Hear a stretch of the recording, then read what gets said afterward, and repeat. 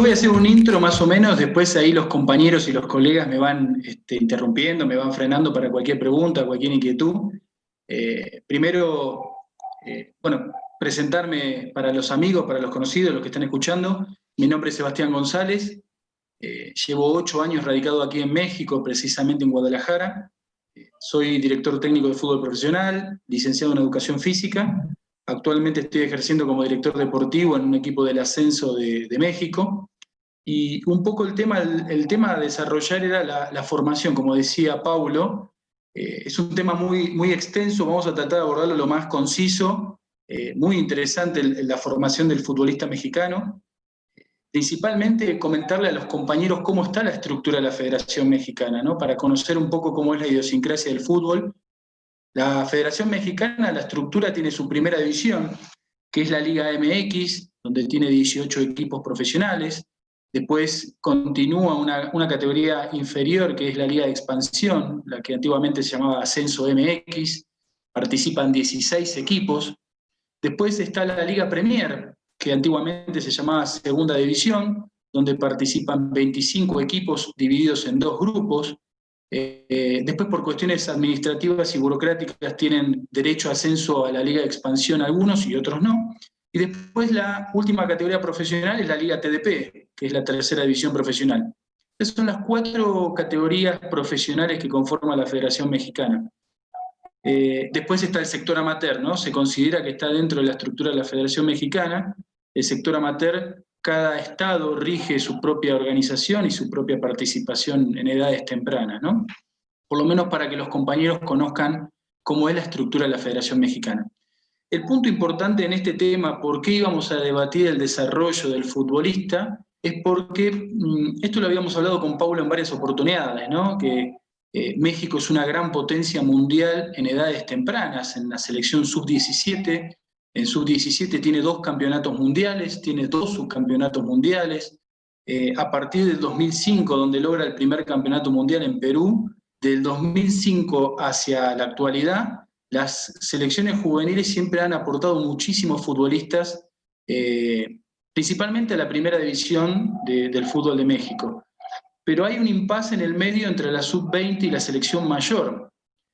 Tengo un dato estadístico que de los 41 futbolistas que han salido campeones en el 2005 y en el 2011, solamente han debutado el 31%, han debutado unos 14 futbolistas, más o menos.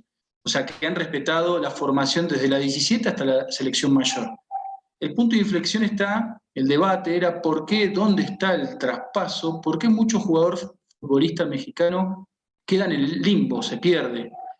Terminan debutando otras camadas de futbolistas en la selección mayor. Entonces acá se arma el disparador de la formación y educación del propiamente jugador mexicano. Entonces, a partir de ahora vamos a sacar un montón de ítems de metodología, de formación, de idiosincrasia, hasta cuestiones culturales de el último eslabón de la formación de un jugador es la selección, ¿no? Donde ya puede demostrar su potencial casi en su esplendor. Entonces, por eso vamos a pasar de todas las divisiones, desde las edades, principalmente de los 15 años, hasta llegando casi a los 23. Lo tengo diseminado por campeonatos, por temporadas, por torneos. Así que bueno, ese más o menos es el bagaje amplio de el punto que vamos a tocar. No sé si antes de empezar me quieren hacer una pregunta puntual o algo en particular, con total confianza. Profesor Sebastián, ¿cómo está? Buenas noches, le saluda Santino. Es un gusto nuevamente estar con usted. Muchas gracias. Le quería hacer una consulta. Si bien es cierto, no solamente un jugador tiene que tener las ganas, ¿no? Sino también un jugador tiene que tener la actitud y la aptitud para poder hacer un buen futbolista. ¿Qué es lo que, como usted, como técnico, tiene o tiene que prevalecer en un jugador para que sea un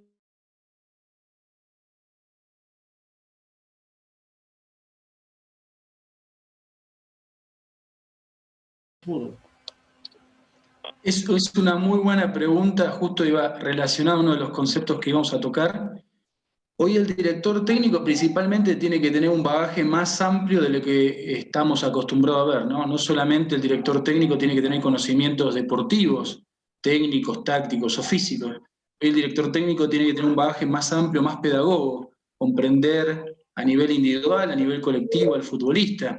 Tiene que tener muchas herramientas porque el director técnico le puede tocar trabajar en cualquier país, en cualquier división, en cualquier categoría, y el técnico tiene que tener por lo menos una introducción de dónde va a empezar a trabajar.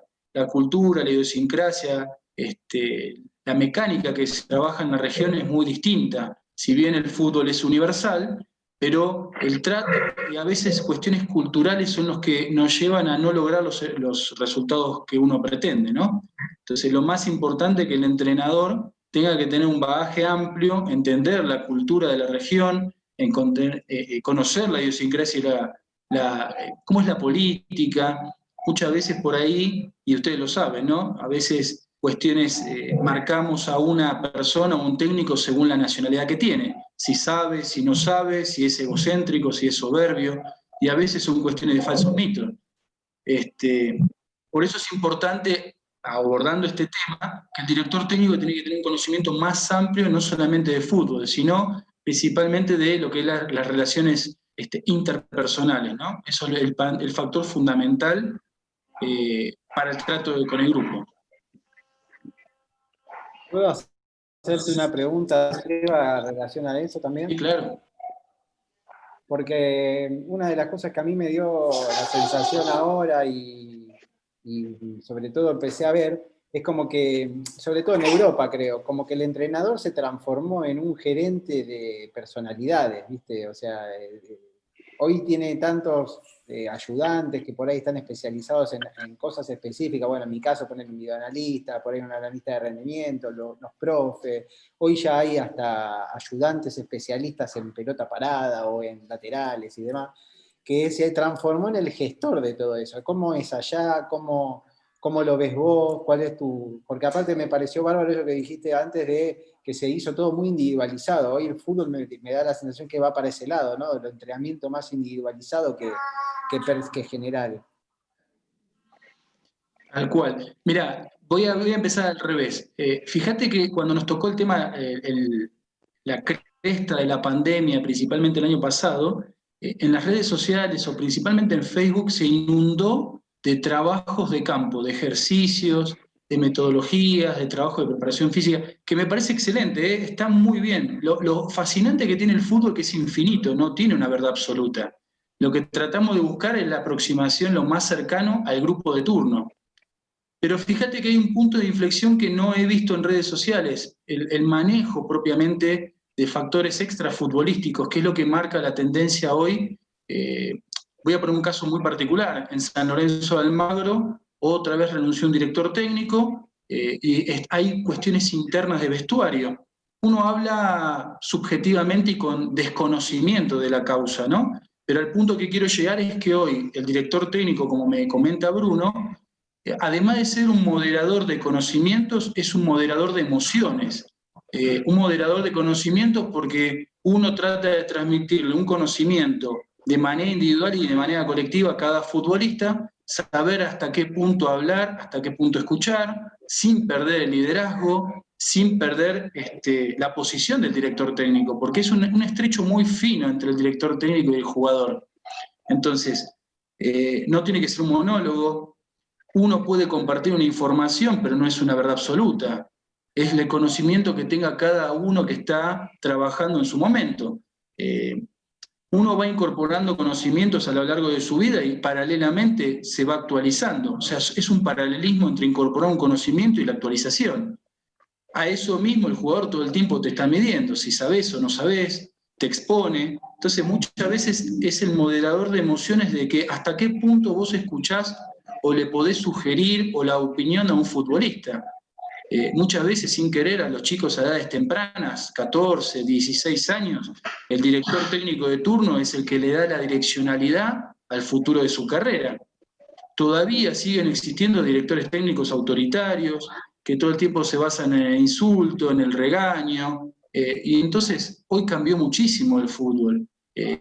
Antiguamente se utilizaba eso como un mecanismo de formación de personalidad. Mientras más me enojo, mientras más te regaño o más te reto, el jugador potencia su personalidad.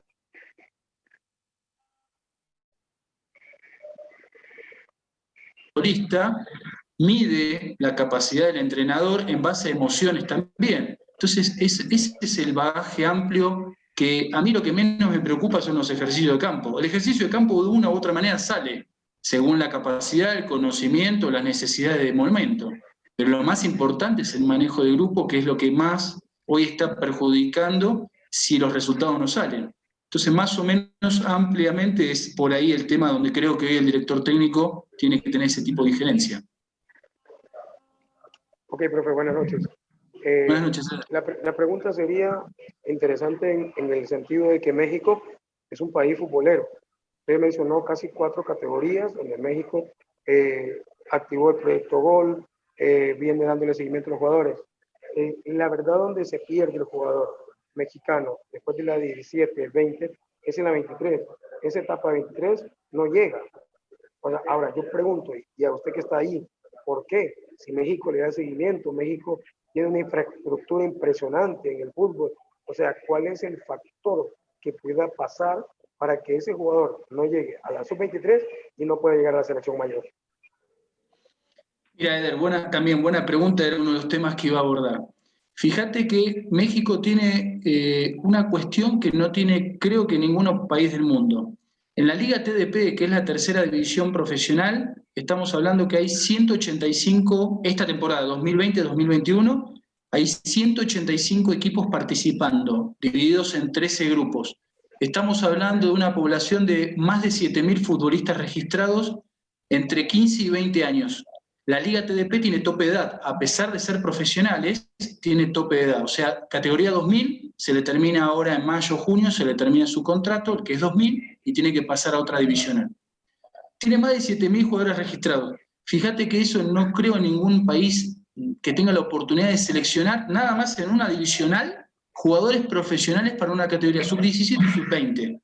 Es extraordinario. 7.000 jugadores en una sola divisional, sin contar segunda, sin contar sub-20, sub-17, que esa estructura interna es de un equipo de primera. Sub-20 y sub-17 vendrían a ser como las divisiones inferiores en Sudamérica o en Argentina principalmente. No está dentro de la estructura de la Federación Mexicana. Muchos confunden que una sub-20, una sub-17, una sub-15 está dentro de la estructura de la Federación Mexicana. Es falso. Esa estructura es la estructura de un equipo de primera división, cosa que no pasa en equipos de ascenso. Entonces, tenés un bagaje tan amplio de selección de jugadores que por eso México se vuelve una potencia en 17.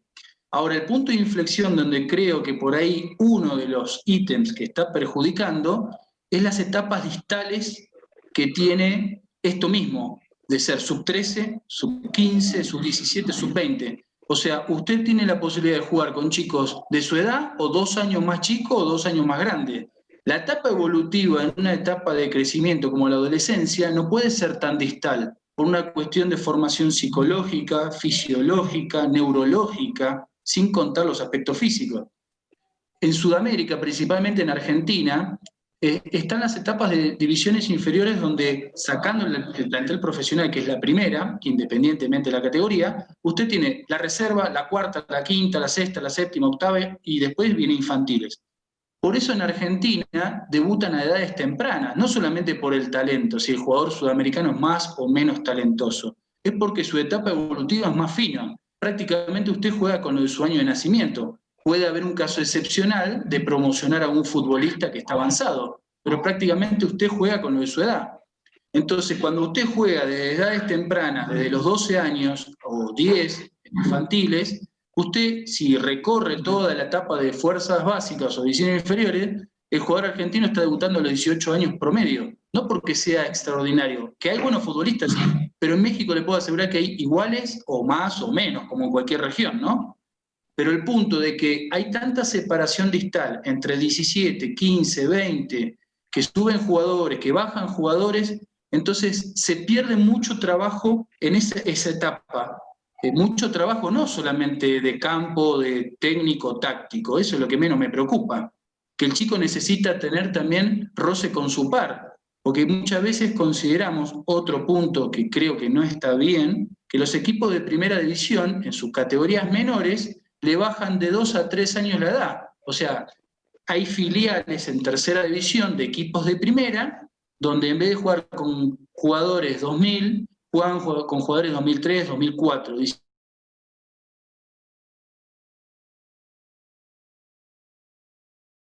Levantamos todo el aula o todo este equipo, todos estos alumnos, porque tenemos que adelantarle la capacidad. Usted le va a adelantar el proceso a un jugador que tiene una capacidad diferente, puede ser 1, 2, 3, pero a todo un plantel. Entonces, entre esa diferencia que le digo distal entre las etapas de sub, esta locura o demencia que dicen adelantar proceso, que no estoy de acuerdo en absoluto. Después lo otro, la locura que sí se ha contratado mucho sudamericano en México, vino a aportar muchas cosas, pero muchas veces se perdió un poco la línea y la formación y metodología mexicana. El hecho de que venga un sudamericano no quiere decir que vengo con mi metodología es cortar y pegar, porque muchas veces no funciona así. Eso es lo que yo le digo, que el director técnico, usted tiene que estar incorporado culturalmente, conocer la política y la idiosincrasia del futbolista, porque usted viene de otra región y los procesos son completamente distintos, no son ni más ni menos, son distintos. Entonces a veces no funcionan. Han venido muchos sudamericanos a trabajar, muchos hicieron buenos trabajos, pero otros no funcionaron. No porque hayan trabajado mal, porque no conocían la cultura de la región. El mexicano necesita otro tipo de proceso, no más ni menos, distinto. Entonces, a veces consideramos que el brasileño, el futbolista, es extraordinario. Está subestimado, muchas veces está subestimado el jugador mexicano, entendiendo que le falta, o siempre hay cuestiones que, le pongo un ejemplo rápido, a mucha gente que conoce más que yo el fútbol mexicano, hasta hace unos 20, 25 años atrás, el futbolista promedio mexicano debutaba a los 24, 25 años en primera división. Hoy tiene 18 años y ya dicen que es viejo. Entonces, es una locura entender que si hace un tiempo atrás, a los 25 y hoy a los 18, sufre ajustes el fútbol porque va mutando, va modificándose, pero tampoco decir que el jugador a los 18 años ya está viejo. Entonces, uno escucha tantas cosas en el medio que hasta lo confunden, los mitos. Entonces, por eso trato de abarcar en una charla puntual, hay muchos más ítems, ¿no? Y se los puedo describir, pero trato de ser lo más conciso y directo para que se entienda dónde se pierde el proceso de formación. Y eso que en la selección mexicana, en Toulon, tiene un campeonato, Toulon va modificando, ahora cambió, el torneo de Esperanza de Toulon se llama Maurice Revelo. Siempre va modificando, es sub-21, sub-22, sub-23. México ha tenido buenas participaciones, tiene un torneo de Esperanza de Toulon, tiene 2 mundiales sub-17, me estoy olvidando la medalla olímpica de 2012. Entonces, si vamos a la edad de entre 15 y 20 años, México tiene muchísimo potencial. Pero ¿qué pasa en la mayor? Ahí está el punto. Profe, la última pregunta. Es que el punto, yo siento con todo el respeto que usted merece, se salta un poco. Porque la tendencia y la teoría sería, ¿qué pasa a una selección de México sub-17 o sub-20? Pongamos sub-20, campeona del mundo. Campeona del mundo. ¿Por qué? ¿Cuál es el factor de que esta generación no pueda ser la que reemplace para los próximos Juegos Olímpicos? Se lo digo porque Honduras ha eliminado a México en 3 ocasiones. Incluso Honduras eliminó a Estados Unidos en varias ocasiones para ir a los Juegos Olímpicos, si no me equivoco. Entonces, ¿qué pasa con una selección de México que viene siendo campeona sub-20? No puede mantenerse y llevar a ese mismo estilo de juego a una sub-23 y poderla llevar a Juegos Olímpicos, donde en varios torneos no han participado. Mira, Eder, yo te voy a comentar desde cuestiones deportivas. Después sabés que atrás de todo esto hay cuestiones políticas, cuestiones, obviamente el fútbol es un negocio y hay cuestiones de patrocinadores. Yo te voy a hablar nada más desde lo deportivo. Desde lo deportivo, sí, porque en realidad hay muchas cosas que hay de trasfondo que uno conoce y otro que desconoce. Desde lo deportivo creo que la modificación permanente de directores técnicos les cambia un poco la directriz o la metodología al plantel de turno. Se han modificado de 2012 hasta la actualidad entrenadores de 20, de 17, de 15, inclusive en la mayor. Otro de los puntos que influye en la mayor es el cambio, fíjese un punto, ¿no? No es por hablar por ningún colega. Martino está haciendo un gran, excelente trabajo, su antecesor era Osorio, Martino argentino, Osorio colombiano, y mi pregunta es, ¿por qué la Federación Mexicana en algún punto tiene que llegar a elegir un técnico mexicano? Si estamos hablando que ya está codeándose con las potencias, ¿por qué no le estamos dando la oportunidad a un técnico mexicano que mejor conoce la idiosincrasia? Lo que En pasa el es que, cambio, lo que sí, pasa, profe, es que ya se le dio. Se le dio al Piojo Herrera, que es un buen técnico. Lo que pasa, ¿sabe sí, cuál es el problema? Carácter. El técnico debe tener carácter. Al jugador le gusta y le fascina ese técnico que grita. Lamentablemente, estamos en el siglo XXI, pero le gusta ese técnico que le insulta, que le falta el respeto muchas veces. Eso es lo que le gusta al jugador, lamentablemente. Entonces, le voy a hacer pero una pregunta. sí, Yo sé que con todo el respeto, pero a veces yo caigo mal y siempre aquí en Honduras lo hacía por ir directamente al grano. Hay directores técnicos que le dice, tal vez es amigo del amigo del amigo, y le dice, llámame a mi hijo, llámame a este, llámame al otro. Viene por sí, él. Y bueno, ahí sí. está. Por eso son cuestiones que extradeportivas, ¿no? Que a veces dice uno que puede exceder en realidad estamos hablando de fútbol y por ahí muchas veces se decide por cuestiones extrafutbolísticas. Entonces, muchas veces pasa esto de seleccionar a un técnico y hay técnicos muy capaces acá en México para dirigir la selección nacional. Creo en la interrelación cultural, sí. Creo en la diversidad cultural también. En escuchar colegas de otros países es muy enriquecedor. Pero llega un momento que cuando va a ser propiamente el autóctono que dirija a la selección y al mismo tiempo la Federación Mexicana necesita tener sí una directriz y una rama congruente en todas sus elecciones. Un ejemplo rápido, usted si se fija, la Asociación del Fútbol Argentino ya empezó, la AFA empezó a vender o a comercializar su metodología de trabajo a federaciones o asociaciones de otro lado del mundo.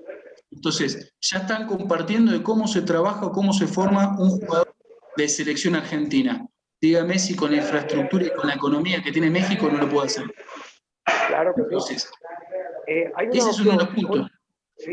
Por ejemplo, profe, aquí en Honduras, ponerle un ejemplo, tuvimos la mejor selección con Primitivo Maradiaga, Ramón Maradiaga, técnico desde 1996 hasta 2004, si no me equivoco. Y tuvimos una selección de impresionante. Y no fuimos a Francia, 98, no fuimos a Corea, Japón, 2002 y no fuimos a Alemania 2006 con una generación espectacular. Vino Reinaldo Rueda y nos llevó 28 años después a una selección. Luego vino la colita que dejó este señor Suárez y nos llevó a Brasil. Entonces, no sé, no entiendo. Usted dice técnico nacional, pero ya se demostró el técnico nacional no demuestra la jerarquía o no imprime el respeto que podía tener un técnico extranjero. A veces por eso lo buscan, para ponerle un ejemplo. Ahora, imagínese con toda la globalización que hay, las redes sociales, las relaciones que tiene entre federaciones y asociaciones. Dígame si en un momento los candidatos o el candidato a dirigir una selección mayor, previamente la federación, para eso están los presidentes, los directivos y las distintas funciones, no puede tener interrelación con otras federaciones o asociaciones para empezar a intercambiar cultura futbolística. Es como si usted le diga, mire, vaya a esta universidad que a usted le van a enseñar de acá a 4 a 6 años, le van a enseñar una profesión o le van a desarrollar su capacidad. El tema es tener la estrategia y las interrelaciones entre federaciones y asociaciones. Entonces, creo que un técnico de un país que está en desarrollo, tranquilamente en un proceso de 5 a 10 años puede capacitar a un staff de entrenadores para después distribuirlo en mayor, en categorías juveniles e infantiles. Entonces, pero esa es la estrategia de cada federación u organismo. Variables hay infinitas, depende de la inteligencia de cada uno. Entonces creo que la Federación Mexicana tiene la infraestructura, tiene la economía para enseñar y capacitar alrededor del mundo a diversidad de entrenadores. Entonces, pero eso depende de las estrategias de cada uno que esté al frente o de la dirección. Ojo, no estoy diciendo que se están haciendo las cosas mal. Creo que hay que abrir más el abanico de posibilidades. Porque lo que estamos buscando en la selección mayor es el resultado, punto. a ver si la selección de México pasa a un cuarto partido, a un quinto partido en el Mundial, porque desde el 86 no se logra. A ver si, o sea, si le ganamos a una potencia como en su momento puede ser Argentina, Brasil, Alemania, España, parece que fuera un batacazo. Y ya no tiene que ser así, tiene que ser algo normal. O como tampoco demeritar si México juega con un país de Centroamérica, si lo golea, está bien, tenía que haberlo goleado. Si gana por la mínima, y hay algo que no está mal. Y si pierde, en realidad tampoco hay que ser tan exitista. El fútbol es abierto, los dos equipos quieren proponer y los dos quieren ganar. El tema que creo que es mucho más integral y mucho más abarcativo. El problema que tienen muchas veces los proyectos es que no tiene directriz. Es nada más buscar un resultado deportivo y del momento, o pensando a 1 o 2 años, como puede ser hipotéticamente un mundial, pero no tiene una direccionalidad concreta. Para darle oportunidad a los compañeros también que participen, profesor, luego hacer la última pregunta y una comparación. Por ejemplo, en estos últimos años, Estados Unidos tiene una base, ha hecho una base, Alemania también hace una base en el mundo. Para darle un ejemplo de lo que usted decía, que lo puede hacer México. ¿Sabe cuál es el problema de México? Lo mencionaba en algún otro programa que me han invitado. Bueno, el problema de México no es que México se ha quedado. Lo que pasa es que México dejó que otros países evolucionaran, dejó que otros países lo alcanzaran. Ahora, México está al mismo nivel de Estados Unidos y por ahí Honduras y Costa Rica se van asemejando, hablando de selección. Entonces, México lo que tiene que tener es un verdadero proyecto para corto o mediano plazo, que tiene que ser para allá con la estructura que tiene México. Pero ahora le pregunto a usted, ¿qué edad exactamente México debe de empezar a formar estos jugadores y llevarlos a un proceso? Por ejemplo, nosotros decimos en Honduras, para mí ya Qatar está lejos, estamos eliminados, Honduras está eliminado, pero podemos tener un proceso para ir al Mundial del 26, que sería una oportunidad para nuestras elecciones. ¿Qué edad sería la mejor para poder llevar un proceso? Lo que pasa, esto va desde edades muy tempranas. Mire, creo que lo importante es que haya, una cosa es el fútbol profesional, otra cosa es el fútbol amateur, entonces tiene que tener una congruencia, una relación entre la fútbol, o sea, para mí formación, primero hay que ponerle, hay que determinar cada palabra. Formación para mí indica que para mí toda la vida uno está formándose. Esto es lo mismo que usted le diga que yo sé todo, es falso. Uno siempre está en continuo aprendizaje. Entonces, para mí la palabra formación es continuo aprendizaje. Usted puede estar en selección y va a seguir aprendiendo cosas. Por ahí tenemos establecido que formación es en edades tempranas, punto. Es falso, eso es un mito. Usted va a aprender en edades tempranas, en edades avanzadas y en el profesionalismo. Obviamente los conceptos y el contenido varía. Es lo mismo que el jardín o el kinder, la primaria, la secundaria, la preparatoria, la universidad, la maestría, el doctorado. Todo tiene etapas, entonces siempre va a estar aprendiendo. Entonces creo que desde edades tempranas, desde las escuelas de fútbol, pasando después por las fuerzas básicas de un club, el que quiera ser jugador profesional, y después hasta el profesionalismo. El tema principalmente pasa en las formaciones, que no solamente es un trabajo de campo. A usted le pasa que muchos jugadores suben a un plantel profesional y le voy a hacer comentarios, parecen absurdos y ridículos, pero pasa esto. Un juvenil sube a un plantel de primera teniendo 16, 17, 18, 19 años, no importa. Y el jugador pregunta, ¿tengo que llevar mi ropa? Es una pregunta absurda o ridícula, pero está bien. El chico no tiene la culpa, no se lo han enseñado. Nada más estamos preocupados a ver si le pega bien, si entiende un sistema táctico. Sí, eso está bien. Pero ¿le enseñamos al jugador qué tiene que hacer con su primer sueldo? ¿Le enseñamos lo que es la drogadicción, el alcoholismo, la sexualidad? Porque hay un montón de chicos que en edades tempranas tienen su primera relación sexual y son padres a edades tempranas.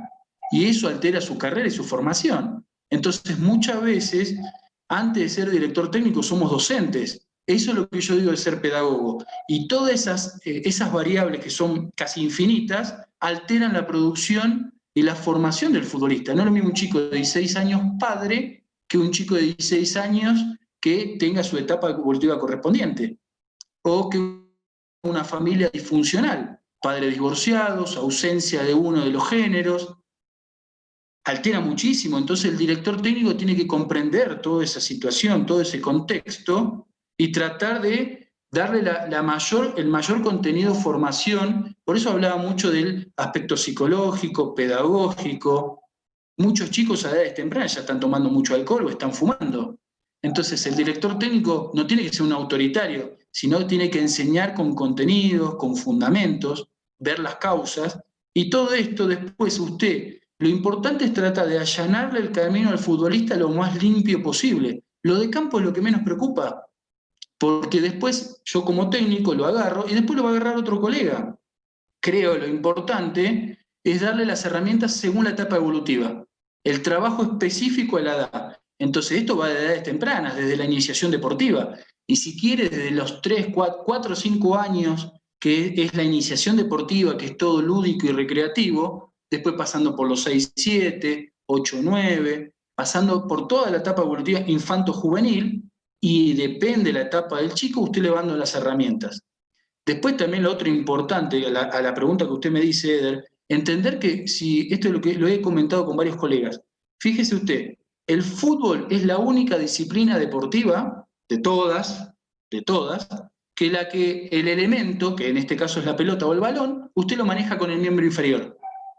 No es que sea una cuestión antinatural del ser humano, pero no es una cuestión natural como que cuando nace un bebé, el primer acto reflejo, además de respirar o estornudar, el acto reflejo del bebé es objeto mano, prensión. Entonces imagínese si un jugador tiene que manipular un objeto pie, que no es una cuestión natural del ser humano, es complejo. Todas las demás disciplinas deportivas, hockey, básquet, vóley, béisbol, todo es objeto mano, objeto implemento o implemento mano. El implemento puede ser el bat de béisbol, el guante. Entonces, imagínense la complejidad, que dicen que el fútbol es fácil. No es fácil, no es fácil. Transmitir una señal neurológica, una cuestión mecánica para la manipulación objeto-pie es compleja. Y le estamos diciendo al jugador, pegale bien. O sea, todo se remite, pegale bien. ¿Por qué no le pegas bien a la pelota? ¿Por qué no haces bien el pase? ¿Por qué no le pegaste al arco? Y nos estamos enojando con jugadores de 8, 10, 12 años. O sea, imagínense la locura, ¿no? Por eso es importante ir a las raíces, a las bases de qué es formación, qué le tengo que dar al jugador en una edad determinada, inclusive en edades avanzadas. Porque yo le puedo hablar de trabajo de campo infinito, le puedo hablar de preparación física, pero eso nada más es algo paliativo. Lo que voy a hacer es tratar de sacar un resultado emergente en el momento. Pero después lo que pasa, ¿y el jugador dónde quedó en el futuro? ¿Es una persona dependiente? Ah, tuve gran empatía con Sebastián, buen director técnico, buen tipo. ¿Y después? Entonces, no es que solamente Sebastián es un buen tipo o no, lo que vos quieras. Lo importante es que el técnico que va a tomar la función del jugador a posteriori ya lo tenga más completo. Y el técnico siguiente le tiene que dar más herramientas. O sea, es un proceso muy, muy amplio. Perdón por ahí, a veces si no me entienden, me paran y me preguntan, ¿eh? A mí lo que menos me preocupa es el trabajo de campo. A mí me importa más la formación psicológica y pedagógica del jugador. Perdón que me extendí, ¿eh? Profesor, disculpe, aquí consultarle nada más, estaba muy, muy atento a lo que dice antes de dar el pase a, bueno, a nuestros invitados, está, bueno, en este caso Bruno, perdón, a Alejandro, que está acá acá en el medio, justamente también para que opine, igual Bruno, consultarle, profesor, no sé si en un momento, pero sí quería preguntar esto, ¿cómo manejar un grupo de futbolistas? Por dar un ejemplo, el tema del técnico de River, ¿no? ¿Cómo manejas un plantel para que siempre esté en competencia, para que siempre gane? Porque, o sea, no sé si ha visto, pero es la mentalidad de ganar, ganar, ganar, pero ¿cómo un técnico le transfiere eso al jugador? Mira, te puedo dar una opinión muy subjetiva y lo poco que puedo llegar a hablar con algún directivo conocido de River. Uno puede hablar con poco conocimiento de causa porque hay que estar dentro del plantel o conocerlo en vivo y en directo a Marcelo Gallardo, ¿no? Desde una opinión subjetiva, lo que creo de Marcelo, que es un técnico, esto es lo que estábamos hablando, ¿no? Un técnico que los resultados en realidad pasan a un segundo plano, metafóricamente hablando, porque sabiendo lo que es River en su magnitud, prácticamente tiene que ganar o pelear todo lo que juega. Él es una persona, lo que hace es comprender al jugador, lo que hace es contener.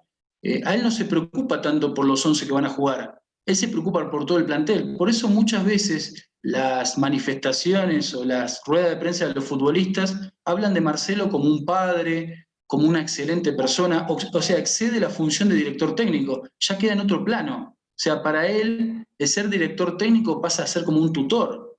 Y eso es lo más extraordinario que te puede pasar como persona, que un grupo de jugadores se manifiesten y han pasado camadas de jugadores, que mantenga su trabajo, independientemente de los resultados deportivos. Marcelo lo que entiende es al jugador. Él lo vivió en primera persona y antes de ser jugador es un ser humano. Es lo que le hablábamos recién con Bruno y con los muchachos, que el director técnico para mí es un moderador de emociones. Si vos comprendés y orientás al futbolista, seguramente te va a comprender. Y a veces le queremos dar respuesta a todo, queremos explicarle cómo es esto, y a veces el jugador lo único que quiere es hacer catarsis, quiere contarte tu problema y no quiere respuesta, pero se saca una mochila de encima. Entonces el director técnico no tiene que tener respuesta para todo, a veces necesita escuchar. Entonces creo que Marcelo tiene esa tendencia de escuchar, es un gran orientador, es un líder natural y los resultados deportivos vienen por decantación. Seguramente puede pasar una circunstancia deportiva que no logre algo, pero para mí, o sea, es lo mismo que yo te pregunte qué es el éxito. Entonces, si perdés es malo, si ganás sos exitoso. Para mí la palabra éxito es mucho más amplia de que lograr un resultado deportivo. Lo que pasa como el fútbol se volvió tan exitista, el primero es el mejor y el segundo para abajo son todos malos. Entonces, creo que lo de Marcelo es mucho más amplio que ser director técnico. Sí, sin duda, creo que, como bien decía, ¿no? Es como, como si fuese un tutor para todos los jugadores. No sé si Bruno, Alejandro, Santino quisieran aportar algo al tema o incluso dar un nuevo tema para poder conversarlo acá. Sí, a mí me gustaría Bruno, comentar adelante. algo sobre, perdón, sobre lo que estaba diciendo Seba, porque hay cuestiones que dijo él que realmente son importantes, no se dicen en ningún lado, y me parece que no se tiene en cuenta. Por ejemplo, lo que él hablaba del aspecto motor del jugador y desde dónde tiene que resolver, desde el tema de las piernas y todo eso, que queda muy de lado pensando que cualquier futbolista eso lo tiene que tener innato y que son todos de una misma calidad y demás. Y es realmente complejo lo que él plantea. Lo que pasa es que realmente no se escucha ni se habla de ningún... Yo te juro, lo charlamos en la intimidad nuestra como cuerpo técnico, pero no se ha hablado, yo públicamente es la primera vez que lo oigo y me parece genial, porque es un punto no menor.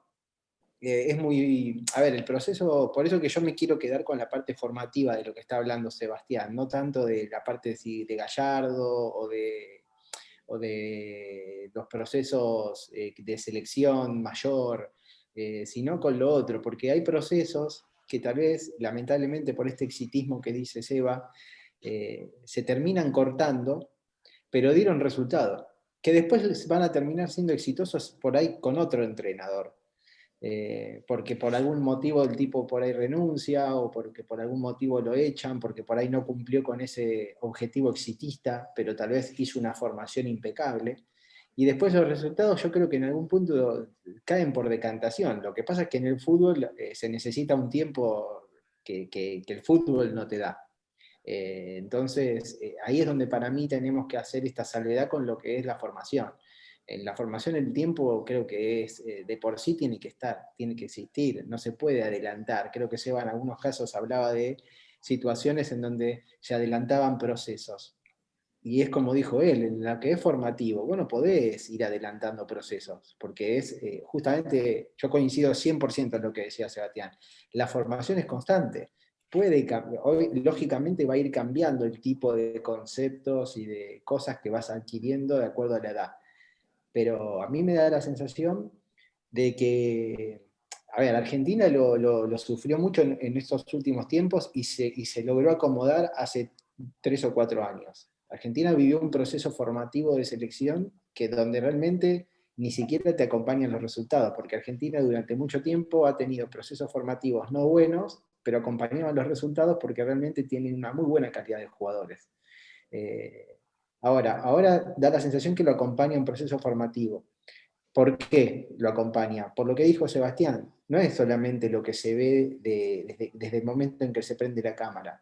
Yo lo puedo hablar por conocimiento de causa porque tenemos chicos que están en la selección acá en Colón, y es impresionante el nivel educativo que tienen esos pibes cuando van a la selección, cosa que uno no se lo hubiera imaginado nunca, el proceso formativo más allá de lo futbolístico. Y yo creo que el jugador es muy chico y tiene que aprender a transcurrir el proceso de codearse con, por ejemplo, la fama, con el representante, con los agentes, con el hecho de tener dinero que de repente no tienen, con el hecho de repente de manejar un auto y que ese auto sea lindo porque tengo que compararlo con el de mis compañeros, con las exigencias de la familia, con las mochilas que se cargan muchos chicos porque saben que vienen de lugares de pocos recursos y ellos creen que pueden salvar a la familia sin llegar a los 20 años. Eso es un proceso que lo tienen que vivir desde el primer momento. Y si eso a mí me da la sensación que si no está bien consolidado para que el chico lo entienda, y termina como también dijo Sebastián, que algunos se vuelven alcohólicos, otros se caen en la droga porque no lo pueden manejar, no tienen apoyos familiares, no tuvieron apoyos nunca. Vamos a ser realistas, la mayoría de los jugadores de fútbol no llegan a los objetivos que se quieren poner. Uno habla por los que llegan, pero hay muchos que no llegan, y esos que no llegan por algún motivo no llegaron. Y tal vez se quisieron dedicar un montón y tal vez terminaron en cosas, o Dios quiera que no, pero por ahí terminaron en cosas graves, o hay gente hasta que termina por falta de formación educativa hasta robando. Por lo menos yo te hablo de en Argentina, no tengo tanto conocimiento en México, pero bueno, es eso un poco, acompañar un poco el mensaje de Sebastián porque me parece que va por ese lado, ¿no? Bueno. Sí, sí. Profesor Sebastián, justo yo le tenía una consulta. Ahora, por ejemplo, yo bastante he criticado muchísimo el tema de los jugadores. ¿Por qué razón? Porque yo veo que hay jugadores que están para los clubes profesionales y jugadores que están netamente para selección. Ahora, esta diferencia que se ve tanto en ligas locales y en la selección, ¿a qué se debe? ¿A la falta de respetar los procesos, como usted ha dicho? ¿A la falta de madurez de los jugadores? ¿O a qué otro factor se le puede dar la forma de que los jugadores no puedan hacer lo que hacen en un club cuando son convocados a una selección de fútbol? Lo que pasa ahí queda en la formación y educación de cada director técnico, ¿no? O sea, así como hablamos de la educación y la formación de los jugadores, así nos pasa a los técnicos, igual, ¿eh? Tenemos una estructura de pensamiento, una estructura mental, ahí encaja también el perfil, el carácter que tenga el director técnico. Pero principalmente en esto de selecciones, creo que el seleccionador es un seleccionador de talento. Y el director técnico, para mí, tiene que ser mucho más amplio. O sea, creo, esto es una opinión muy subjetiva, dirigir el Real Madrid y el Barcelona creo que es menos difícil que dirigir cualquier otro. ¿Tiene su complejidad? Sí, pero tiene su complejidad por los nombres que está manejando y por el estatus que tiene. Ahora, si usted dice dirigir un equipo en cualquier parte del mundo, en cualquier divisional, la dificultad se incrementa porque la infraestructura y la economía es más limitada. Para mí el mejor director técnico entiende y comprende el contexto. Es neutro, es objetivo, no se pone nunca en primera persona. Jamás un director técnico se tiene que poner en primera persona. Yo jugué, yo gané. Eso me parece que es algo que es una falta de respeto al plantel. Y lo he escuchado muchas veces. Entender también qué son los miedos, qué es la presión. Usted le pregunta a un plantel o le pregunta a un jugador si tiene miedo o qué es la presión, y muchos le van a decir, la mayoría va a decir, si tiene miedo es poco hombre. ¿Y qué tiene que ver la cuestión de género? Me parece que el miedo es una sensación humana normal, que es parte de nuestra esencia, el tema es saberlo controlar. Muchas veces usted le habla a un jugador, si va a jugar una final, ¿tiene miedo? Y te va a decir que no. Y mentira, todos tenemos una sensación de nervios, de miedo, de inseguridad, porque somos seres humanos. El tema es que a veces hay mitos, como esto que hablaba Bruno, que hay mitos que no se dicen porque parece que es una cuestión de masculinidad. Algunos entienden presión, no se puede tener, y esto lo he escuchado muchos técnicos, al grupo le dicen, no puede tener presión, porque presión tiene la persona que se levanta a las 5 de la mañana, bla, bla, bla, y tiene que llevar la comida a su casa. Entonces, ¿qué es presión? Todos tienen presión. En su mayor o menor medida, independientemente de la profesión que tengan, un chico de edad temprana también tiene la presión. Tiene presión interna de sus emociones, de querer trascender de lo que está haciendo, y la presión externa del contexto, sus amigos, su familia, el técnico, el club. Entonces, dígame si eso no es un disparador también que influye en la formación de un jugador, e inclusive de selección. El representar a un país no es nada fácil. El tema es que hay que hablar estos temas, no tienen que ser temas de tabú, tienen que ser temas hablados, temas de educación, de formación, qué es el miedo, qué es la presión, qué son cuando te ponen un micrófono adelante. Hay jugadores que a veces no saben qué decir, y eso es parte de la educación del futbolista también. Esto que hablábamos recién, que el jugador no sabe qué, si tiene que llevar mi propia ropa, dónde me siento, cómo es una pretemporada, que el jugador muchas veces el juvenil queda rezagado atrás porque si no los más grandes lo regañan. Entonces, hay que ser más integral, hay que ayudar a los más jóvenes, hay que integrarlos, hay que hablar con los más grandes y los referentes para que cobijen a los más chicos. Entonces, es mucho más amplio que lo deportivo en sí, que el trabajo de campo. Entonces, salen tantos disparadores de esto, y otro punto más, que salen disparadores paralelos, ¿no? Otra de las cosas que es importante, creo que lo hemos hablado en la otra charla. Ahora, yo le pregunto a los jugadores, ¿cuántas reglas tiene el fútbol? Y no te las saben decir.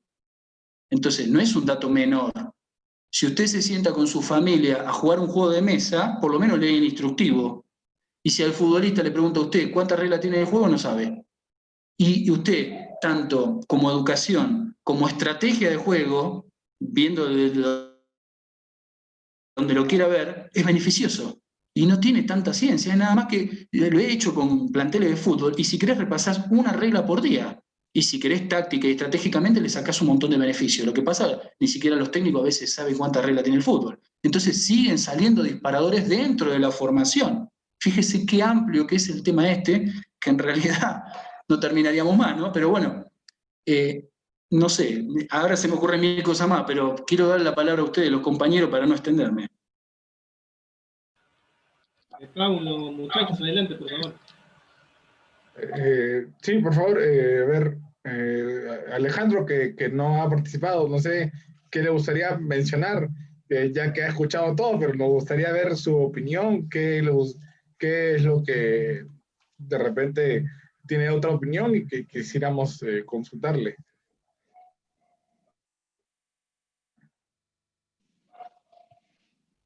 Está el micrófono apagado, El Alex. micrófono está apagado.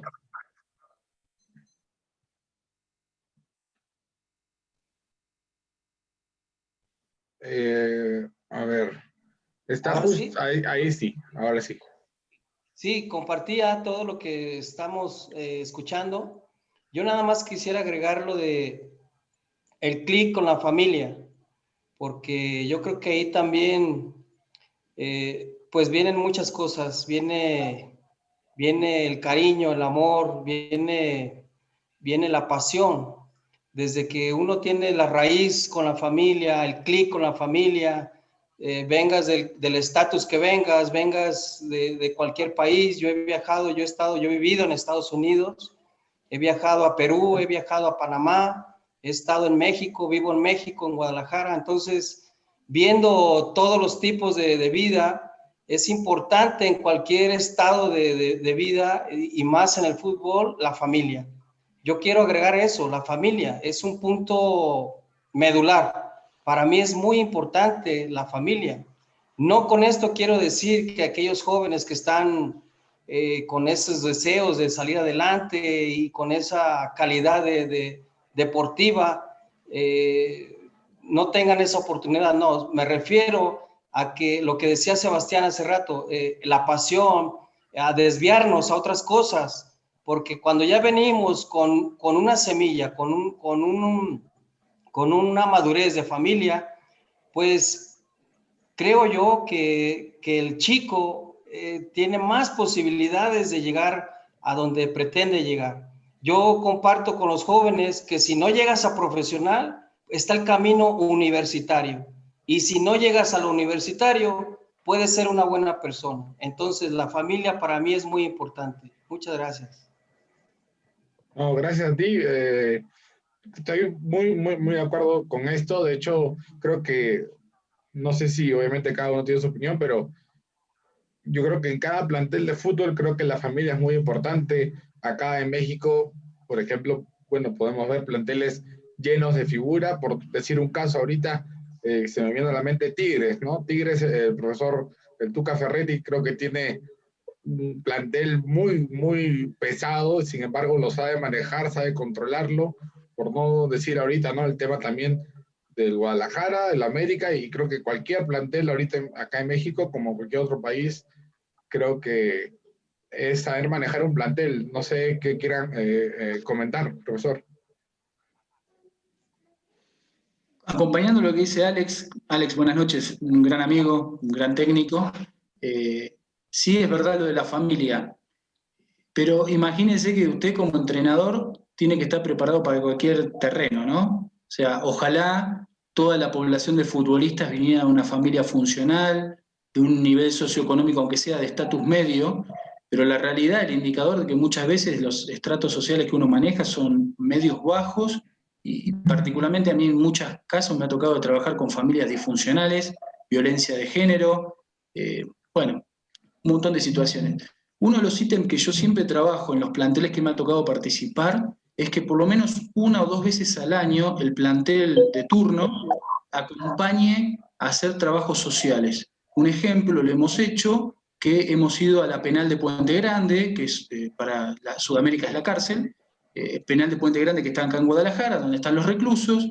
Hemos ido a lugares donde hay gente en rehabilitación de distintas adicciones.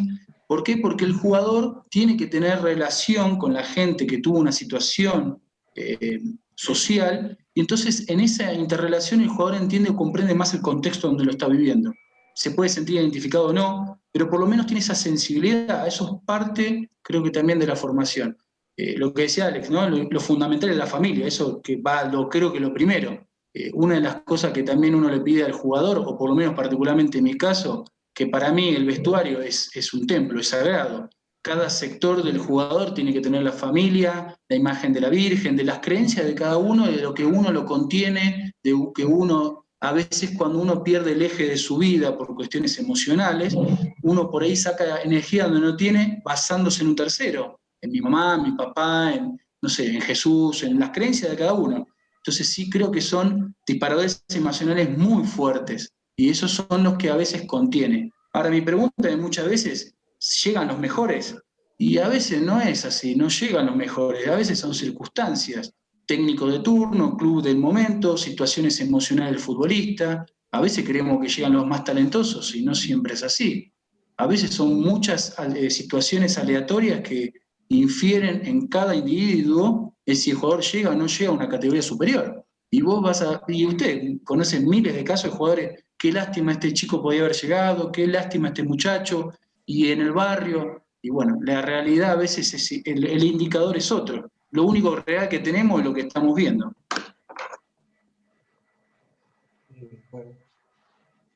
Bruno, ¿quisieras comentar algo? Sí, yo estoy de acuerdo también con lo de la familia, sobre todo en las etapas menores, bien formativas, que tienen que tener ese acompañamiento. Lo que pasa es que considero también lo que decía antes, o lo que hablábamos antes respecto a que hay que enseñarle a los chicos, en el caso, por ejemplo, hay casos en donde la familia también tiene la problemática de educar a esos chicos. Entonces es como que es difícil, sea la edad que fuese, ¿no? Entonces es complicado el proceso. A mí me da la sensación de que lo que se le exige a los entrenadores de primera división, de poder saber, de entender, saber cómo manejar un grupo, por ejemplo, recién hablaban del Tuca en Tigres, que tiene un plantel tan grande en jugadores tan reconocidos a nivel mundial, y qué bien que lo hace. Yo creo que también habría que exigirle de esa misma forma a los que manejan a los chicos desde el lado educativo, formativo. Hay una formación que tiene que ver para mí con la etapa de educación pura, o sea, puramente eso, es netamente educativa, y hay una formación que tiene que ver con lo futbolístico que también tienen que entenderlo, porque por ejemplo recién hablaban que en México, pero se preguntaban por qué a tal edad el jugador tiene tantas características y no puede llegar a primera división o no puede llegar a la selección, y porque también hay que ver cómo fue su formación como futbolista. Yo creo que es como decía Seba, que dijo antes, hay una etapa de capacidad de los entrenadores, pero nosotros vamos a priorizar la parte formativa, educativa. Bueno, pero llegada a una determinada edad, esa parte futbolística tiene importancia también porque el jugador tiene que adquirir los conocimientos que le van a permitir seguir viviendo esto en el futuro. Y no es tan fácil. Hay muchos jugadores, también como comentaban antes, que llegan antes que otros, y a veces llegan porque, como bien decían recién, no siempre llega mejor. A veces llega antes el que tuvo constancia, el que tuvo compromiso, o sea, el que pudo entender los valores de la formación.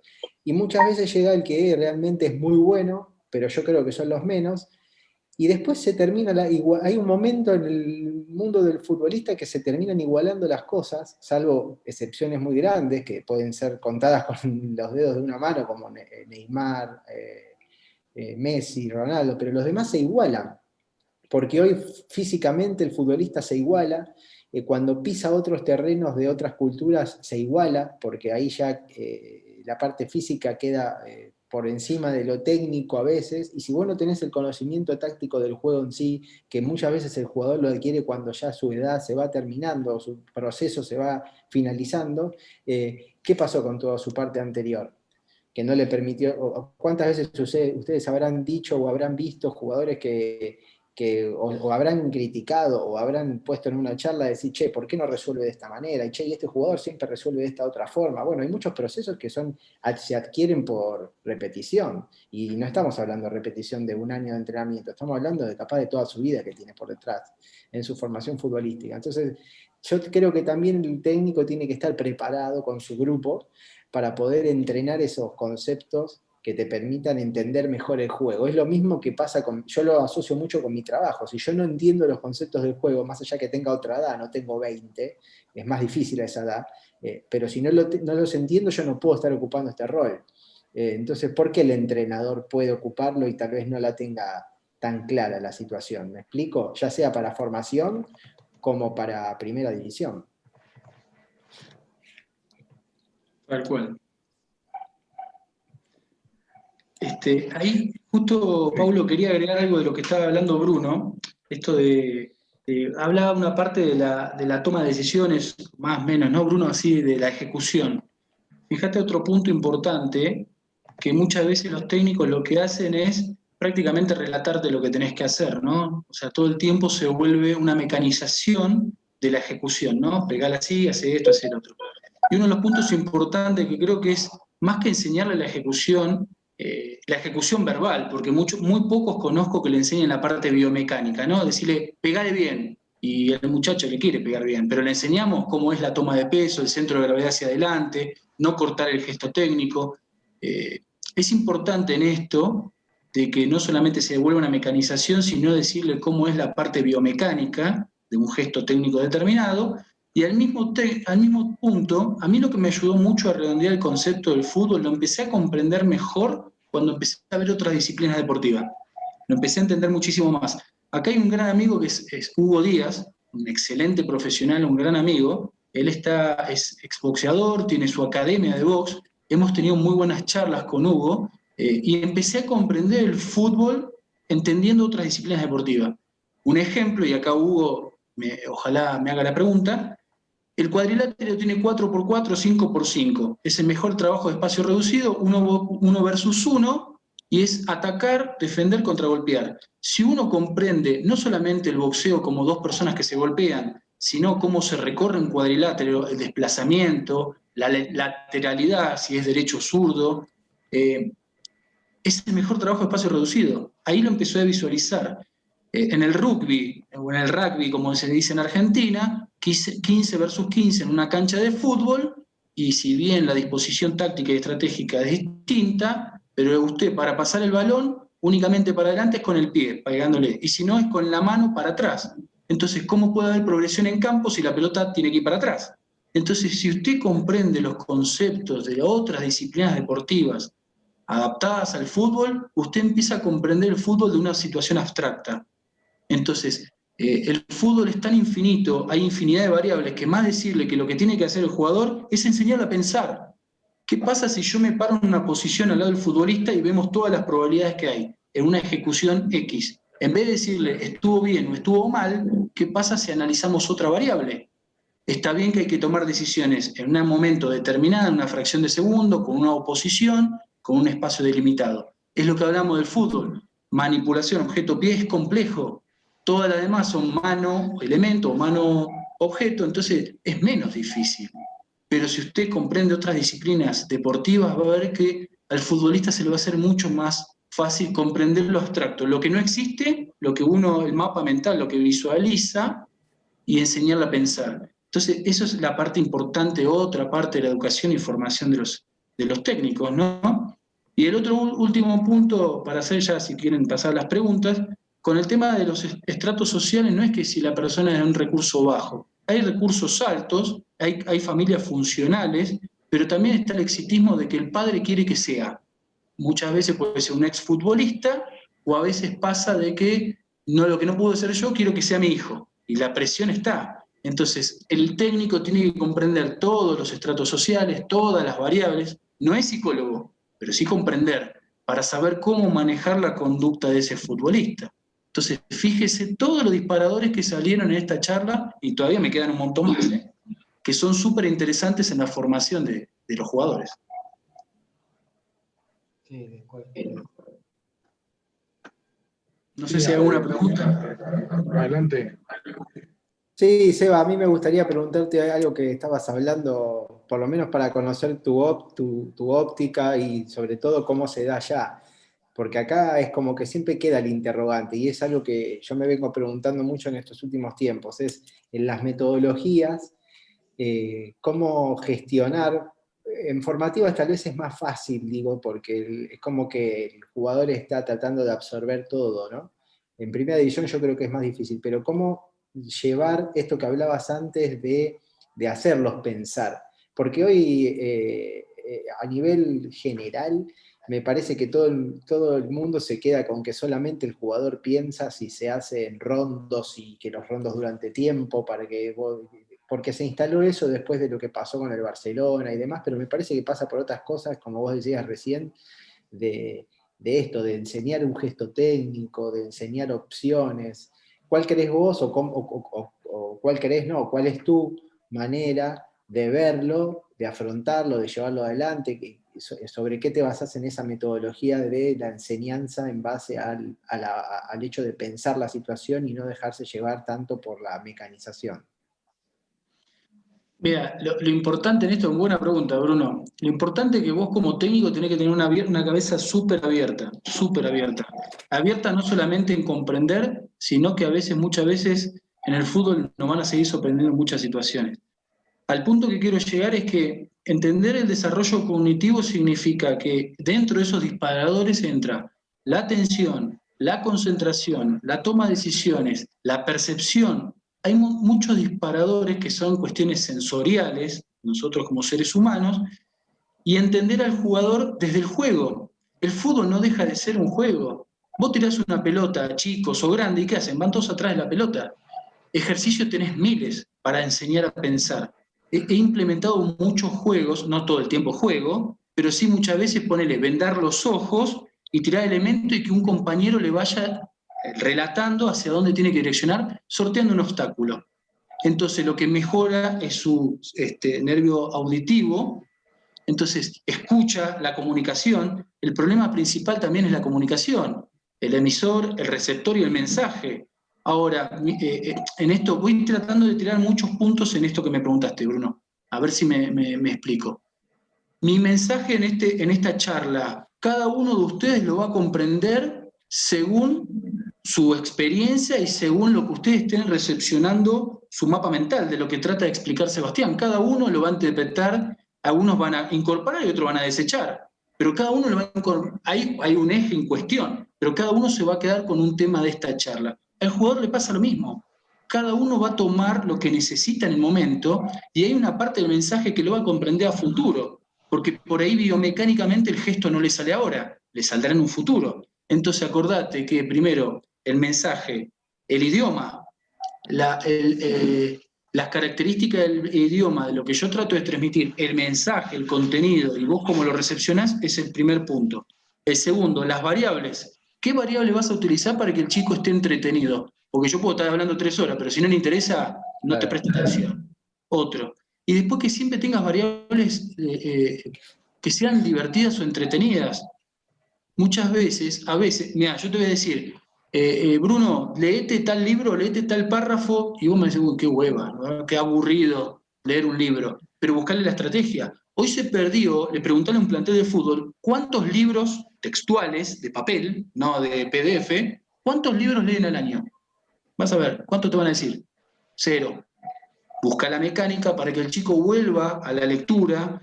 Vos te vas a reír. En planteles de fútbol, y esto es una estrategia que se me ocurre en el momento, les he dicho leer El Principito, y vos te matas de risa. Un jugador profesional lee El Principito, pero vos lo tenés que inducir a la lectura, y vos decís, no, qué aburrido. Pero ¿sabés la cantidad de metamensajes que tiene? Así te puedo decir como El arte de la guerra, así te puedo nombrar miles de ejercicios o de libros que tienen metáforas que el jugador se siente identificado. El tema es que vos tengas la velocidad mental para ver qué le podés inducir, no a todo el grupo, a nivel individual. Una cuestión de fútbol, si vos tenés la fecha, vos que estás en un equipo, agarrás y le podés decir al plantel, muchacho, vamos a este partido. Y mañana le decís, a ver, vamos a hablar de este, cómo se paró, cómo jugó, 1000 variantes tenés, para que los jugadores vayan comprendiendo el juego en sí. Porque el fútbol se vuelve ya como una mecánica. Voy, entreno, el futbolista está mecanizado. Por eso también, este punto es importante, el qué pasa el día después del retiro. No importa si tu carrera fue exitosa o no, si fue de nombre o no, si fue larga o corta, pero ¿qué pasa el día después del retiro? El jugador no sabe qué carajo hacer. Perdón la expresión, ¿eh? Porque toda tu vida estuvo digitalizada. Cuando entrenás, cuando comés, cuando concentrás, cuando viajás, cuando te vestís, dónde te comés, pero no te enseñan a pensar, solo te enseñan a ejecutar. Así pasa con los trabajos de campo. Entonces el jugador cuando se retira, ¿qué hace? Y no soy técnico. ¿Pero por qué es técnico? ¿Porque realmente lo siente? ¿Porque quiere transferir un conocimiento? ¿O porque es la inercia me lleva a? Entonces, tiene que tener un sentido el día del después de dejar de jugar. ¿Cuál es mi profesión? Por eso digo que el jugador tiene que tener una carrera alterna, dentro o fuera del fútbol. Eso también te enseña a tomar decisiones y a pensar. Después yo no digo que piensen como yo, al contrario, no quiero que nadie piense como yo. Si todos piensan parecido igual, estamos complicados. En la diversidad de ideas se puede potenciar el idea misma. Entonces, Bruno, puntualmente tenés tantas variables de ejercicios de campo, ejercicios audiovisuales, estímulos, juegos, no sé lo que vos quieras. Y mismo en las concentraciones, tenés 1000 cosas para hacer. Lo que pasa es que uno la tiene en la cabeza y la va sacando según la necesidad del grupo. Pero es importante enseñarle a pensar. Cuando vos le enseñás a pensar al jugador, ¿sabés qué hace? Encuentra la libertad. Lo que pasa es que el jugador es una persona sometida, el jugador. Está esperando que le digas lo que tiene que hacer, pero no le gusta. No le gusta la disciplina, pero la necesita. Uy, qué cansancio, el técnico me está hablando, pero te escucha. Después, cuando se retira, el jugador tiene estándares. Este técnico en ese momento me volvía loco, pero lo tengo de referente. Cómo me molestaba con aquello. O son situaciones, con este tipo no hacíamos nada, y no lo tenés de ejemplo. Entonces, por eso, cuando vos le enseñás a pensar a un jugador, no solamente te resuelve hoy en el partido del momento, le estás ayudando para toda su vida, no solamente de lo futbolístico. Ese es el problema que estamos teniendo también en la formación. Le decimos lo que tenemos que hacer, pero, a veces no le damos las herramientas, pero le decimos lo que tiene que hacer. Y no le decimos lo que tiene que hacer, pero tampoco le damos las herramientas. Entonces, hay que buscar, es bastante complejo el tema. El tema es tener, lo que yo te decía, como técnico, tener la capacidad tan abierta que utilizar la herramienta justa con el grupo justo y en el momento justo, ¿eh? Porque vos viste que hay técnicos que fueron exitosos en un lado y no le fue bien en otro. Entonces, volvemos a lo mismo, ¿qué es éxito? Yo creo que es eso, tenés que tener la apertura mental para entender el grupo en el momento y las necesidades del momento, rápido. Eso es lo que creo, Bruno. Perdón que me extendí, ¿eh? Y creo que también con respecto a las personas en sí, porque no todas las personas son iguales, entonces capaz que el mismo mensaje para uno, tal vez para el otro es de otra forma, ¿no? Es lo que hablábamos del mensaje. Y Bruno, y vos lo sabés, los muchachos lo saben. Imagínate, vos en tu casa tenés diferencia, podés tener una discusión con tu señora, con tu hijo, con lo que vos quieras. Tenés una diferencia por una cuestión de convivencia, no la vas a tener un plantel con 30 tipos. El tema es que esas diferencias o esa problemática hay que hacerla normal. El tema es que no se exagere o que no se salga de los estándares normales. Pero problemática, diferencia, discusiones, la habrás tenido, Bruno. Es normal, no hay que asustarse. Sí. Uy, peleé y tiene algo personal conmigo. Uy, está conmigo, me mandó a la... No, hay que tomarlo como parte de la naturaleza. Por eso a veces no hay que tener respuesta para todo. A veces cuando uno está tan enojado, ¿qué tiene que hacer? Llamarte a silencio, respirar y dejar que la otra persona haga catarsis. A veces es justo, injusto, grato, ingrato, pero a veces el director técnico se tiene que comer cada una que decir, bueno, si tenés la capacidad tenés que dejar que el otro haga catarsis. Por ahí son sus frustraciones que vienen de su casa, no es personal. Entonces nunca hay que tomarlo personal. Son muchas directrices que surgen implícita en el juego o en el deporte y explícita en la vida normal de cada uno, ¿no? Tal cual. Antonio, quisiera comentar algo.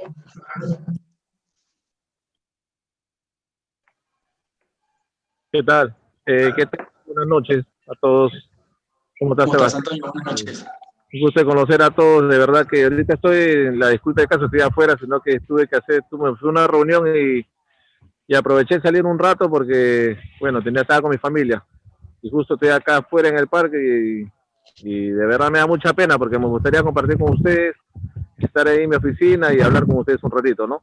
Pero sí, de verdad que los he escuchado y es algo muy importante referente a los jugadores y a todo lo que se opina referente al crecimiento, ¿no? Y yo creo que la base acá referente a los jugadores, cómo va el crecimiento, es que siempre van a haber diferentes jugadores funcionales. Vas a encontrar buenos y malos y también vas a encontrar técnicos que bueno, yo manejo técnicos, lo sabe Sebastián, y hay de todo, hay profesionales, hay técnicos que saben hacer su trabajo y hay muchos que no saben hacer, ¿no?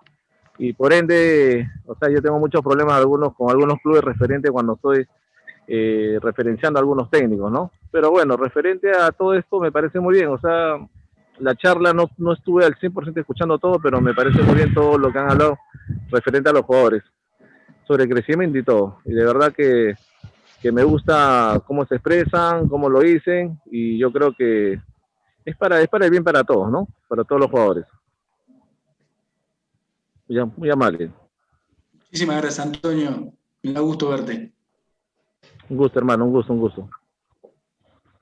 Bien, pues, profesor, usted nos indica, quiere ir cerrando el programa, queremos abarcar otro tema como nos indique. Quedo a la orden de los indicadores. Esto da para seguir más. Por ahí le pido disculpas que en el tiempo que estamos manejando, en realidad les salieron varios disparadores y varios temas que en realidad engloba uno mismo, ¿no? Pero si quieren profundizar en alguno en específico o si quieren cerrarlo, todo bien. Como nos indique acá cada uno de los participantes, Alejandro, quisiera consultar algo, incluso Antonio, Bruno. Gracias a todos los participantes, la invitación, muy amables. Y yo nada más para concluir y ir cerrando el programa, a Sebastián y a todos ustedes. Sí, Sebastián, ¿hacia dónde vamos los directores técnicos, digamos, la nueva ola? Porque nosotros, bueno, venimos de una formación de años atrás, etcétera, con valores, con cierta metodología, pero ahora los nuevos directores técnicos que se vienen preparando, Sebastián, ¿hacia dónde crees que van a llevar a esta situación? Pues todo lo que hemos compartido, tú, en tu opinión. Gracias. Gracias, Alex. Es verdad, se viene una generación muy nueva. Yo lo veo de dos puntos, ¿no? Lo positivo o sea, como todo siempre hay buenos y malos o regulares profesionales, ¿no? Eso ya se entiende. Pero esta generación lo que tiene que hacer es ser paciente. O sea, es una profesión que prácticamente la paciencia no existe y la vas adquiriendo con los años. Sería bueno que estas generaciones que vengan adquieran, o sea, a mí me gustaría tener el conocimiento de hoy con 20 años menos, ¿no? La paciencia que tengo hoy no la tenía atrás. Creo que nos pasa a todos, ¿no? Entonces, la paciencia, a veces ser más objetivo y no tan crítico, peyorativo, ¿no? La crítica entiendo como una observación objetiva hacia una situación determinada. Pero la crítica peyorativa es con ánimo ofensivo, y a veces no está bueno criticar a un colega, no está bueno, porque cuando uno señala con el dedo te están enseñando tres, ¿no? Más o menos. Entonces, ser paciente tiene más herramientas que en el pasado, sí, hay más herramientas, y cambió la metodología de enseñanza. Antes era más conductista, era por una conducta determinada, era más empírica, hoy hay más herramientas y se vuelve más constructivista. Entonces, va cambiando. Lo único que sí, que hay que romper ese paradigma que para mí está sufriendo ayer y hoy, que el técnico es muy celoso de su trabajo y de su conocimiento. Le cuesta muchísimo tener la apertura y sentarse. Tiene que ser un amigo, un técnico muy cercano para compartir experiencias o conocimientos. Es muy raro que un técnico tenga la apertura de decir, mira, ¿qué te parece esto? O cambiar o modificar, inclusive con su propio cuerpo técnico. A veces es raro encontrar un técnico que tenga la apertura y preguntarle a sus colaboradores una opinión que sea distinta a la de él. Son paradigmas que se tienen que romper. Mucha gente ya lo ha logrado, ¿eh? Estoy hablando más o menos en un rango estándar. Pero sí es un punto, creo, un talón de Aquiles a mejorar en los directores técnicos, tener esa apertura constructiva y hacer el mea culpa. No pasa nada, decir qué hice bien y qué dejé de hacer. No creo en el qué hice mal. Creo que nadie quiere hacer las cosas mal. Creo que sí en el qué hice bien y qué dejé de hacer. A veces dejé de hacer de manera consciente o inconsciente. A veces uno en la emoción o en la toma de decisiones se le escapan un montón de cosas. Por eso tiene sus colaboradores. Entonces, creo que sí hay que partir de ese punto como premisa, generaciones anteriores y actuales, de que sí tiene que haber más coparticipación y tiene que seguir habiendo más capacitación. Creo que los técnicos se reciben de técnico y punto, ya se terminó. Y sabes todas las cosas que todavía nos faltan para aprender, no solamente en fútbol. Creo que, lo que a mí particularmente, lo que yo decía de otras disciplinas deportivas, me llevó a comprender en gran porcentaje el fútbol, pero conociendo en pleno el deporte en sí, el reglamento, las metodologías de otras disciplinas deportivas. Entonces creo que son puntos esos a mejorar. Y me estoy incluyendo, porque a veces yo me cuesta abrirme si no encuentro, y te soy sincero, esto lo digo, me cuesta encontrar empatía con mucha gente y compartir charlas. Son muy pocos, a veces uno se pone en su pensamiento personal y no profesional, y si no encuentra empatía, se cierra. Entonces son conductas humanas, nos cuesta a todos, ¿no? Y mientras más grande uno se hace más reservado. Entonces, esto nos pasa a todos, te juntás a tomar un café y vos elegís con quién vas a tomar un café. Y a esa persona vos le vas a contar lo que vos querés, de tu vida privada, de tu vida laboral, profesional. Creo que con el fútbol pasa lo mismo. Son cosas que tenemos que mejorar nosotros como técnicos. Gracias. Sí, permiso, ¿no? Haciendo un comentario de eso. Y Seba, nosotros lo vivimos cuando hicimos el curso acá. Faltan muchas herramientas, por más que el curso pasó mucho tiempo, cambió perspectivas, ha cambiado modalidades, no cambió mucho en el contenido. Entonces es como decís vos, llega un punto que terminás esto, sobre todo gente como nosotros que tal vez no tiene la experiencia de haber sido futbolista, que es más difícil en Argentina entrar sin ser futbolista en el medio, y no tenés ese recurso educativo de entender de esto, ¿no? De todo lo que implica. Hoy estamos hablando de que un entrenador es un gestor de emociones, entonces creo que muy poco de eso se pudo haber visto en un curso de entrenadores en Argentina. No sé cómo se maneja en otros lados, pero se centra demasiado en el juego y la realidad es que con eso no te alcanza, pero ni un poquito, pero para nada. Pero bueno, nada, creo que nada, quería hacer ese comentario porque tenía relación a lo que decía Seba y me parece que no sé cómo será en otros lugares del mundo, me encantaría poder descubrirlo, pero en Argentina es como que si no te preparás por tus propios medios y ampliando tu red a ver, por un lado de contactos, para poder saber cómo funciona en otros lados, de lecturas, como decía Seba, hay que leer y estudiar, y de prácticas, si no es como que no te alcanza. Sí. Tal cual.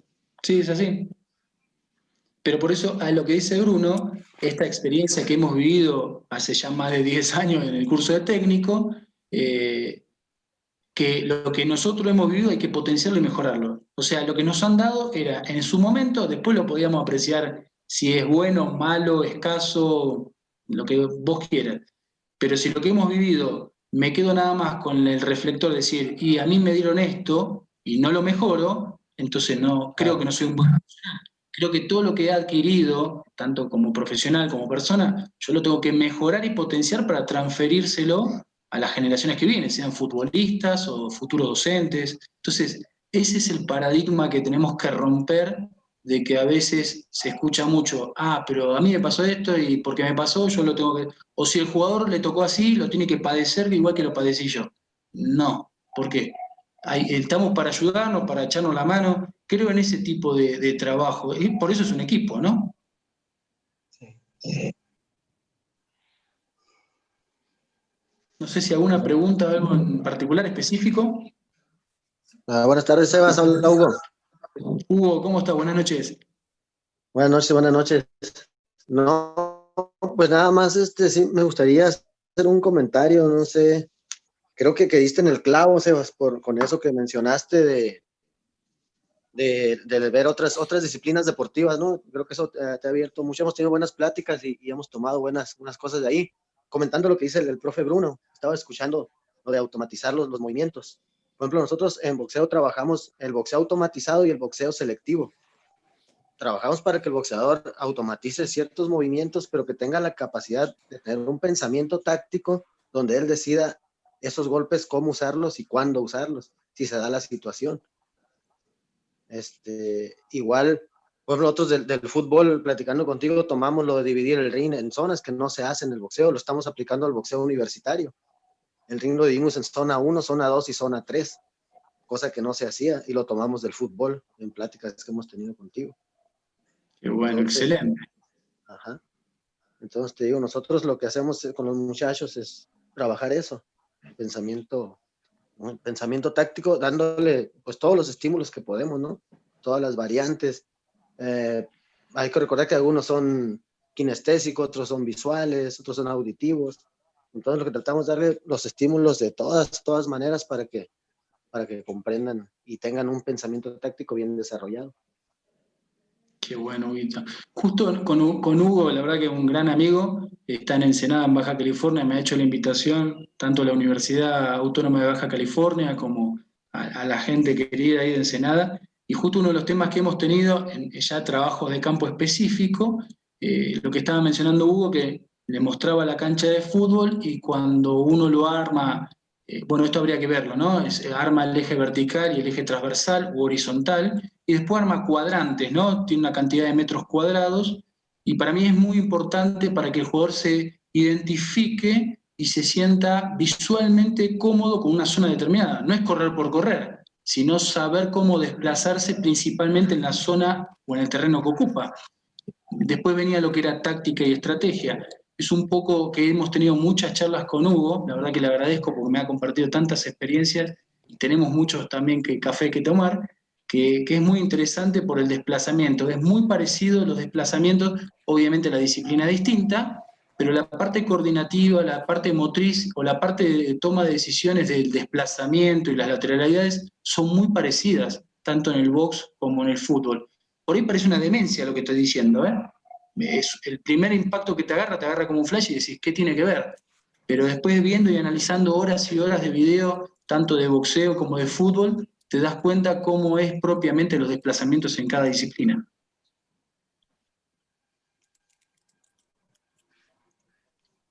Muy bien, profesor. ¿Alguien quisiera tocar un tema? Hugo, ¿quisiera consultar algo más? No, pues nos llegué un poquito tarde a la charla, por desgracia, ¿no? Tuvimos una reunión de hecho con la universidad. Está cambiando el plan de estudios y tuvimos que hacer un trabajo ahí. Desgraciadamente me perdí al final, solo escuché lo que estaban hablando ahorita, pues pero sí, la verdad, te digo, muy buena charla, lo que alcancé a escuchar, y Sebas está dando el clavo con eso que dice. la formación de los muchachos, con lo de ver otras disciplinas y extrapolar lo que son los ejercicios o las ejecuciones técnicas y tácticas. Qué bueno, Vito, me da mucho gusto escucharte y la verdad que siempre es un honor compartir las experiencias.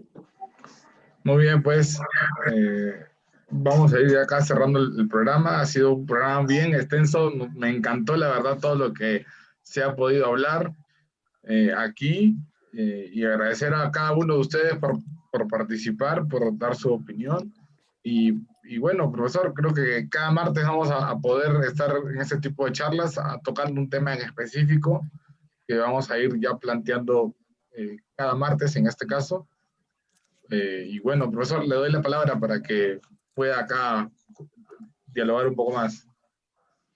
Bueno, primero agradecerte, Paulo, por la invitación, agradecerte a ti, a Alex, a Bruno, a Antonio, a Hugo y a la gente que está siguiendo por Facebook la oportunidad.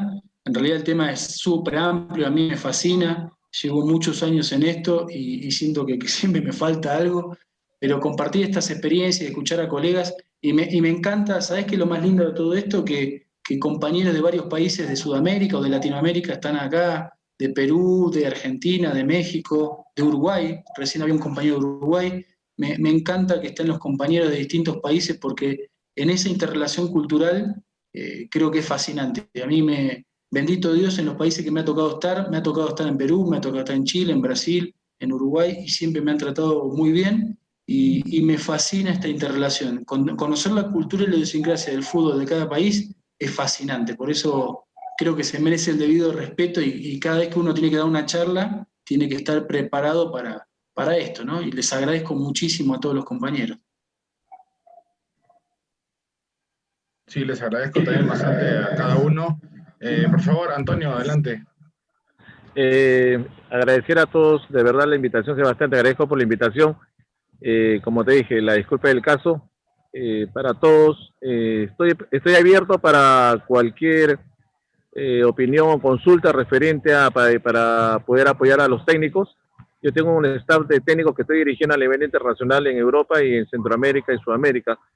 Y como dice Sebastián, es tan cierto referente a los técnicos que son muy recelosos y también muy egoístas.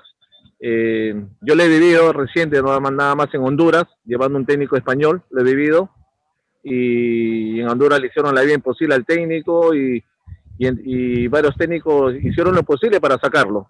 Y lamentablemente la Academia de Entrenadores y la Federación de Entrenadores lograron sacarlo al técnico español y lo tuve que regresar a España. Y era un técnico que tenía su Pro 3, ¿no? Tenía todo el permiso para dirigir, pero así es. Eso va a existir en todo el mundo. Recelos en cada país. Tú estás en Honduras, llevas un español y simplemente le hace la vida posible, pero cuando llevo a un técnico argentino, te lo por seguro, es excelente. ¿Eh? Ahí es increíble, ¿no? En Europa quieren mucho a los argentinos. O sea, mi técnico español lo tengo que tener parado. A los argentinos los muevo. Eso es lo que me sorprende porque muevo técnicos argentinos, no puedo mover a un español. Moví a uno y lo sacaron. O sea, es algo sorprendente. Hay muchos recelos a nivel internacional y bueno, y por eso tenemos que cambiar, ¿no? Tenemos que cambiar porque se supone que es para el bienestar de los jugadores y no para uno. Y de verdad les agradezco por la invitación. Muy amable, Sebastián, y a todos. No, por favor, un placer, Antonio. Muchísimas gracias. Bruno, muchas gracias por estar acá. También Alejandro, muchas gracias por estar acá. No, gracias a ustedes, primero y principal a Seba por darme la posibilidad de conocerlos y de participar en este espacio que me parece genial para charlar un poquito del fútbol que tanto nos gusta, más allá del tema que toque en el momento. Y también a ustedes por abrirme las puertas. La verdad que está buenísimo y Dios quiera en el futuro podamos hacer alguna otra cosa, así que me gusta mucho lo que hacen, la verdad los felicito. Gracias igual, profesor Sebastián, le agradezco este espacio. Alejandro, adelante. Y saludos igualmente, bendiciones a todos, a sus familias. Y alguien escribió por ahí, el fútbol no lo es todo en la vida, pero alegra el alma. Gracias, buenas noches. Gracias, buenas noches. Profesor Sebastián, le dejo la palabra. Muchísimas gracias. Ya seguramente, a ver si después más adelante nos organizamos con los compañeros para seguir desarrollando este tema que es fascinante, así que no los quiero aburrir. En Argentina ya es tarde también, así que les agradezco de corazón la charla y desearles este año los mejores éxitos y bendiciones para ustedes y su familia, y principalmente con salud, que es lo más importante. Gracias. Gracias, profesor. Le agradezco bastante. Y bueno, ya el día de mañana vamos a estar a partir de las 7 de la noche, en este caso, pero vamos a hablar del abierto de Zapopan, en este caso de femenil. Vamos a estar con uno de los organizadores. Nos va a conversar de este abierto, que van a venir grandes tenistas, en este caso mujeres, van a venir a participar acá a Zapopan, allá en Jalisco, en Guadalajara, donde está el profesor Sebastián, Alejandro. Entonces ahí va a ser partícipe de este gran evento de tenis y vamos a estar mañana con este organizador para que nos cuente un poco de este gran evento que ya se acerca próximamente. Así que, bueno, les mando un saludo a todos y agradezco a Bruno, porque yo sé que por allá es tarde en Argentina, igual a Alejandro, a Hugo, a Antonio, profesor Sebastián. Muchísimas gracias. Ahí después nos pondremos de acuerdo seguramente para futuras charlas de otros temas, ¿no? No solamente de este, siempre de fútbol, e invitar a compañeros de otras disciplinas deportivas también. Por supuesto, sin duda. Entonces, nos vemos ya el próximo martes, ¿no, profesor? Ya con más charlas. Así que, pues, gracias por compartir la entrevista. Nada más suscríbanse al canal de Facebook para seguir viendo las entrevistas, igual de YouTube. Le invitamos a suscribirte. Y por último, ya, si quieres patrocinar acá el canal, nos pueden contactar, y le damos precios accesibles para difundir su marca de lunes a domingo. Y por último, acuérdense, los diplomados de FIDE son diplomados con certificado en cada área de oportunidad, y puedes pagar con tu moneda local. Estés en Argentina, estamos acá en México, en Honduras, en el país donde gustes estar, lo puedes hacer. Son diplomados con en este caso, certificados tanto europeos como de universidades de cada país. Así que pues, les invito a que lo revisen ya con más calma. Acá vamos a dejar el link. Y bueno, el día de mañana ya volvemos con más programación. Un abrazo a todos y buenas noches. Muchas gracias. Un fuerte abrazo a todos. Que tengan buenas noches. Que tengan buenas noches. Abrazos a todos. Bendiciones. Bendiciones. Abrazos. Gracias. Saludos a todos. Gracias. Nos vemos.